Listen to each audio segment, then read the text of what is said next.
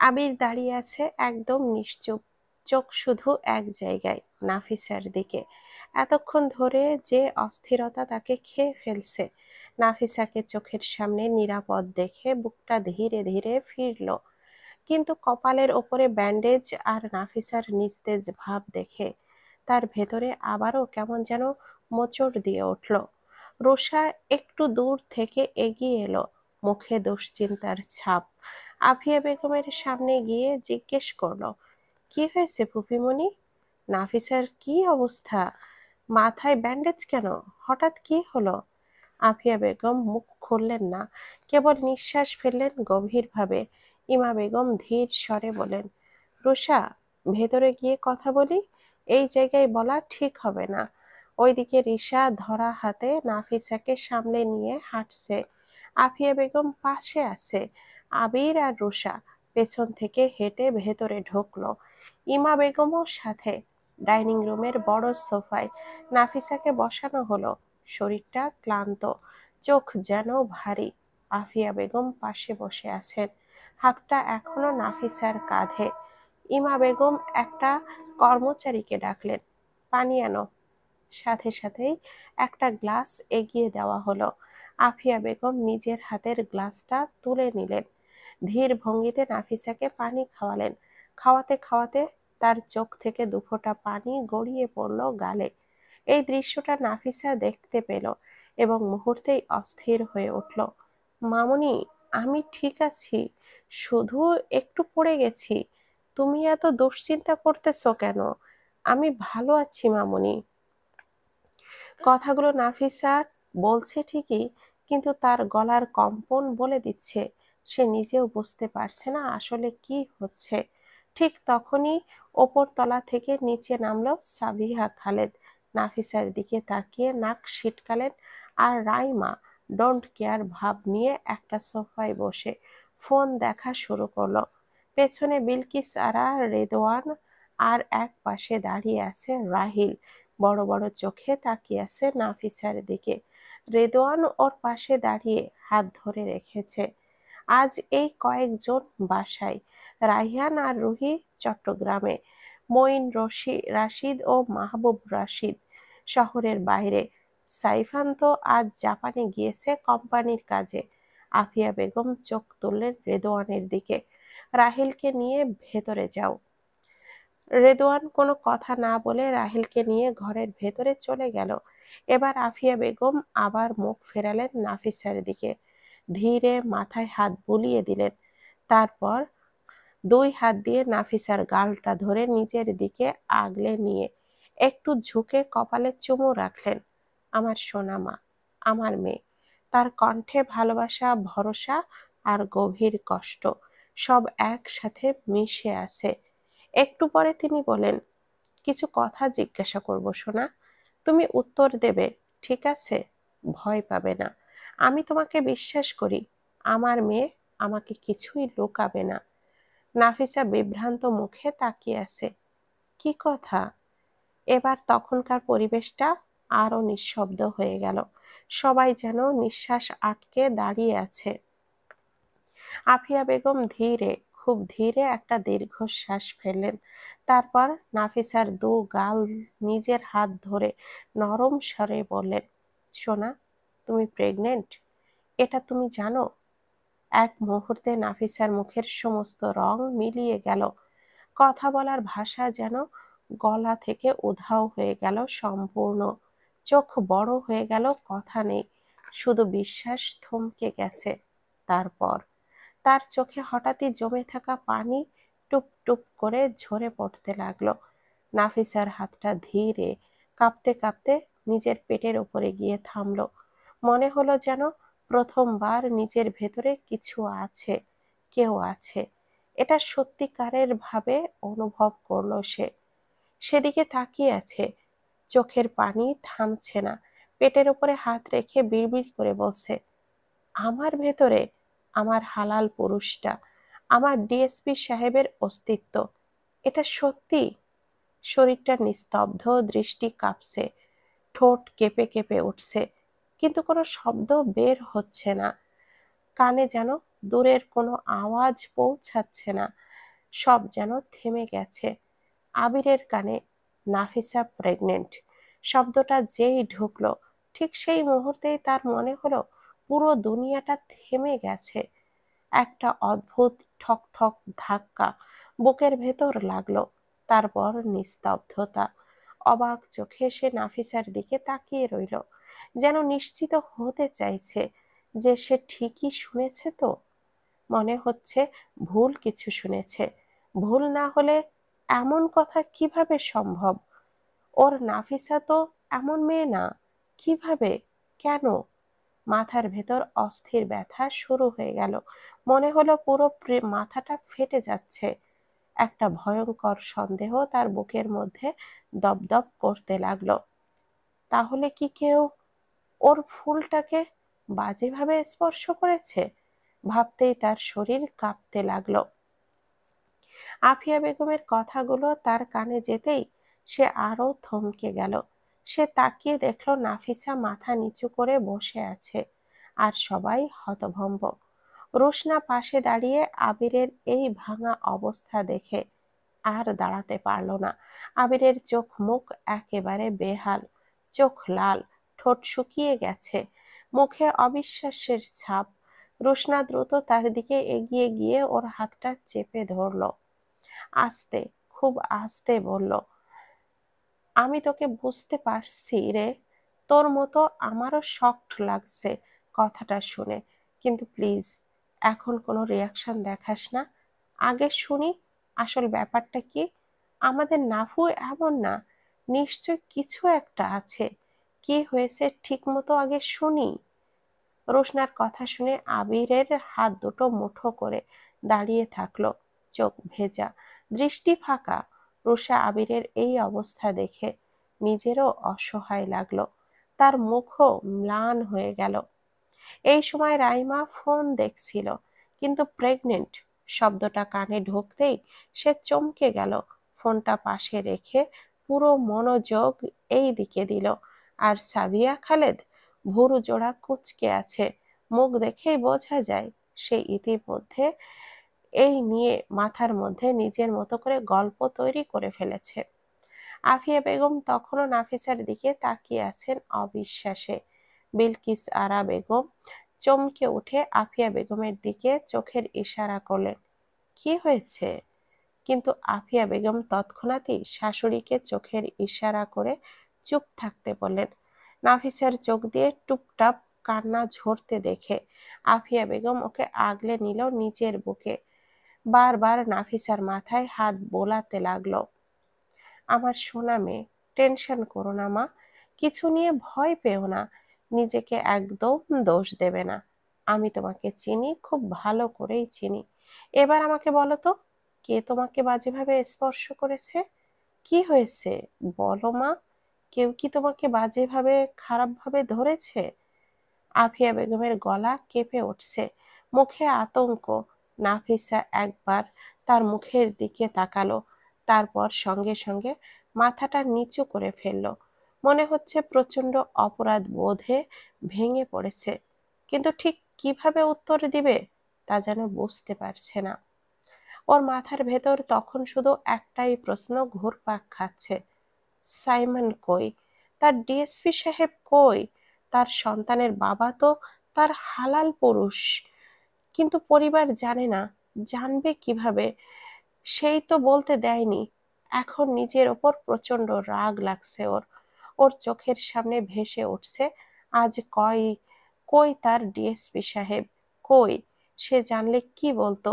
মনে হলো ফোন করবে। আজ কটা মাস তো তার সাথে কোনো যোগাযোগও নেই। এখন কি করে একা একা সবটা সামাল দিবে? ওর ভাবনার মাঝেই ঠিক তখনই আফিয়া বেগম আবারও জিজ্ঞাসা করলো, বল মা, কে তোকে বাজেভাবে ছুঁয়েছে? ভয় পাস না, আমি আছি। নাফিসা মাথা নেড়ে আস্তে আস্তে বলল, কেউ না, কেউ বাজেভাবে স্পর্শ করেনি আমাকে। পাশেই দাঁড়িয়ে থাকা সাবিয়া খালেদ এবার মুখ বাঁকিয়ে জ্বলে উঠল, দেখো কোথায় গিয়ে নষ্টামি করে এসে এখন নাটক করছে। আমি তো আগেই বলেছিলাম এইসব মেয়েদের চিনি আমি খুব ভালো করে। এখন দেখো মিলল না, কি আমার কথায়? এইসব থার্ড ক্লাস মেয়েদের বাড়িতে জায়গা দিতে মানা করেছিলাম যে, আর তোমরা না শুনে আদর যত্নে মাথায় তুলেছ, এখন বোঝো? তার কণ্ঠে বিষ, কথা বলার ভঙ্গি যেন নাফিসাকে ছিঁড়ে ফেলছে। বিলকিস আরা বেগম সঙ্গে সঙ্গে রেগে বলল, সাবিহা, আর একটাও বাজে কথা বলবে না। তোমার স্বভাব ঠিক করো এখনো। কেউ যদি ভদ্রভাবে কথা বলতে না পারো তবে চুপ করে থাকো। নাফিসার উপর কোনো বাজে কথা প্রয়োগ করা চলবে না। তারপর শান্ত গলায় নাফিসার দিকে তাকিয়ে বলল, দিদি ভাই, তুমি কি ভয় পাচ্ছ? কেউ তোমাকে ভয় দেখিয়েছে কি চুপ করে থাকার জন্য? সবটা খুলে বলো আমাকে। বিলকিসারা বেগম তার মাথায় খুব আস্তে করে হাত বুলিয়ে দিল।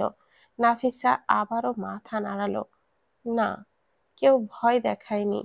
তখন বিলকিস আবারও জিজ্ঞেস করলো, তাহলে বলো, তুমি কি কাউকে পছন্দ করো? যার বাচ্চা সে কে? এই প্রশ্নটা শুনে নাফিসার বুকটা যেন ধক করে উঠল। সাইমনের এখনো তো পরিবার জানে না, সে কিভাবে মুখ তুলবে, কাকে বলবে, কি বলবে? চোখের জলে ঝাপসা হয়ে গেল চারপাশ।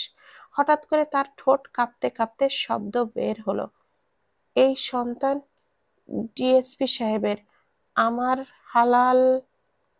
মুহূর্তের মধ্যে পুরো ঘর নিস্তব্ধ। কেউ কথা বলতে পারছে না, কেউ শ্বাসও নিচ্ছে না যেন। আবির, রুষা, আফিয়া বেগম সবাই যেন আকাশ থেকে পড়ল।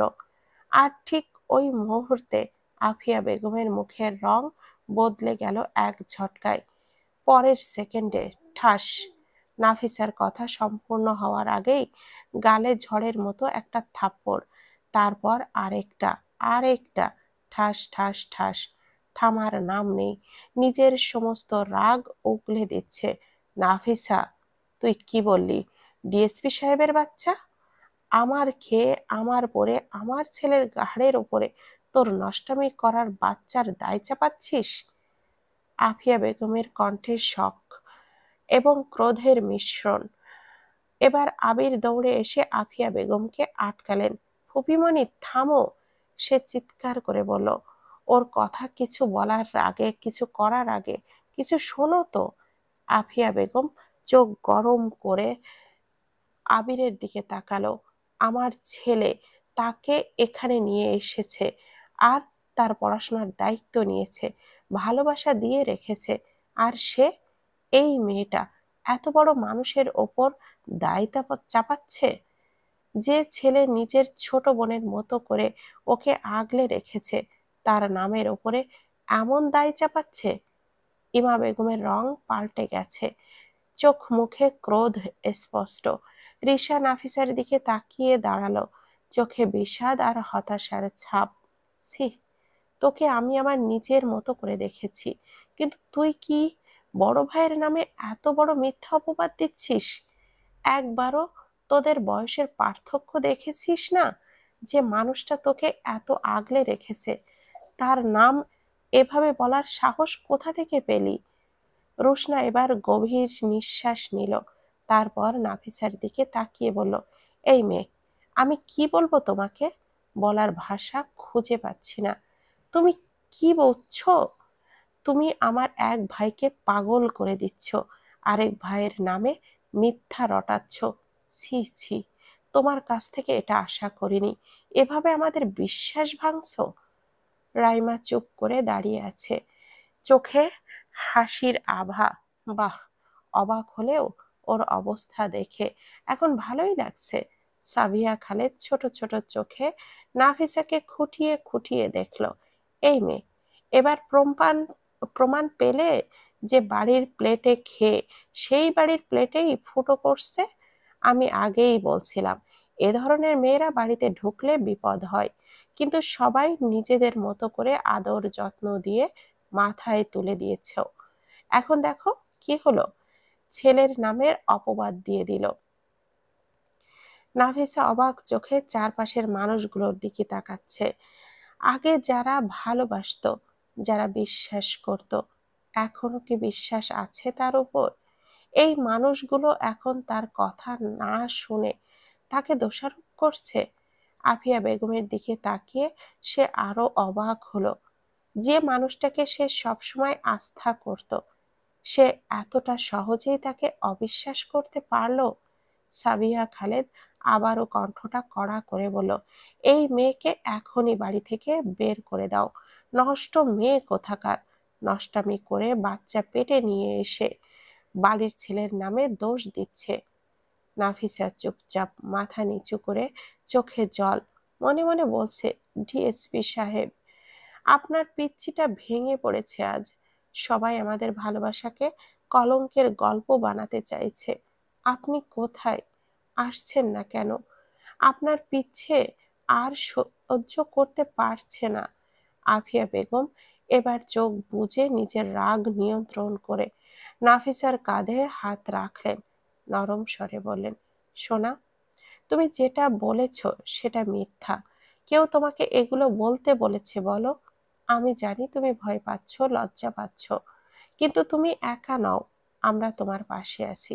সবটা খুলে বলো, আমরা শুনবো, ভয় পেও না। নাফিসা কেঁপে ওঠা ঠোঁট দিয়ে শেষমেশ জোর করে বলে উঠল, এই সন্তান ডিএসপি সাহেবের, সাইমনের। আমাদের বিয়ে হয়েছে, কোনো কলঙ্ক নাই এটা। প্লিজ কেউ অপবাদ দিবেন না। ঘরটা হঠাৎ নিস্তব্ধ।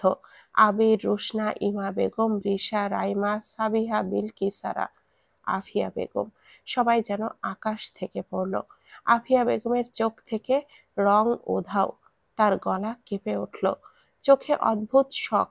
আর ঠিক সেই মুহূর্তে নাফিসার গালে ঠাস, একের পর এক থাপ্পড়, ঠাস ঠাস ঠাস। এই শব্দ যেন নিঃশ্বাস কেটে দিচ্ছে। আবির চোখ বড় করে নাফিসার দিকে তাকিয়ে থাকলো। মনে হলো যেন পুরো বিশ্ব থেমে গেছে। রোশনা পাশে দাঁড়িয়ে হাত ধরে তাকে সামলাচ্ছে। আফিয়া বেগম তীব্র চোখে তাকিয়ে গর্জে উঠল, আমার তেহুর নামে আর একটা মিথ্যা অপবাদ দিবি না। নাফিসার দিকে সেই চোখের দৃষ্টি যেন আগুন ছুড়ে দিচ্ছে। শব্দের প্রতিটি অংশ ছিঁড়ে ফেলেছে নাফিসার বুকের ভেতরটা। সাবিহা খালেদ ঠোঁট বাঁকিয়ে নাফিসার দিকে তাকালো। মুখের ভঙ্গিটা বহুদিনের জমে থাকা বিদ্বেষ এখন বের করার সুযোগ পেয়েছে। এই মেয়েটাকে দেখছো, কত বড় ধড়িবাজ! এখন আবার নতুন নাটক সাজাচ্ছে। বিয়ে করেছে নাকি? বাহ, বের করে দাও একে। আরো কত রকম অপবাদ দেবে বলা যায় না। তার কথায় ঘরটা আরো ভারী হয়ে গেল। নাফিসা নিঃশব্দে দাঁড়িয়ে আছে। চারপাশের মানুষগুলো তাকে দেখে যেন ঘৃণায় গিলে ফেলছে। ঠিক তখনই আফিয়া বেগম হঠাৎই উঠে দাঁড়ালেন। শব্দ না করে সিঁড়ি বেয়ে ওপরের দিকে চলে গেলেন। ঘরের বাতাস যেন হঠাৎ জমে গেল। কেউ শব্দ করলো না, সবাই শুধু তাকিয়ে আছে নাফিসার দিকে। সেই দৃষ্টিতে ঘৃণা, সন্দেহ আর অবিশ্বাস ছাড়া আর কিছুই নেই। নাফিসা থম মেরে দাঁড়িয়ে। মানুষগুলোকে সে আর চিনতে পারছে না। এরা কি সেই পরিবার যেখানে সে এতদিন থেকেছে, সবচেয়ে এত ভালোবাসা পেয়েছে? কিন্তু আজ, আজ তারা সবাই তার দিকে তাকাচ্ছে যেন সে কোনো নোংরা অপরাধী। নাফিসা ধীরে ধীরে হাত রাখলো নিজের পেটের ওপর। তার ভেতরে যে ছোট্ট প্রাণটা আছে, তার অস্তিত্ব যেন আরো জোরে অনুভব হলো এই মুহূর্তে। চোখ ঝাপসা হয়ে গেল পানিতে। তোর বাবা শুধু হারিয়ে যায়, তোর মাকে ফেলে শুধু চলে যায়। দেখ না, তুই যে আমার পেটে এসেছিস, তোর অস্তিত্বটা আমার ভেতরে। কিন্তু সে জানার আগেই সবাই আমাকে দোষী বানিয়ে দিল। ধীরে ধীরে পানি টুপটুপ করে গড়িয়ে পড়ছে নাফিসার গাল বেয়ে। ঘরটা তাকে গিলে ফেলতে চাইছে মনে হচ্ছে। হঠাৎ ওপর তলা থেকে পায়ের থাপ থাপ শব্দ। আফিয়া বেগম হাত ভরা লাগেজ নিয়ে নেমে এলেন। মুখের কঠোরতা, সোজা নাফিসার সামনে এসে দাঁড়ালেন। তারপর কোনো পূর্বাভাস ছাড়াই এক ঝটকায় নাফিসার হাতটা ধরে শক্ত করে টেনে তুললেন। বের হয়ে যাই বাড়ি থেকে, আর কখনো তোর এই মুখ দেখাবি না। নাফিসা হোঁচট খেলো।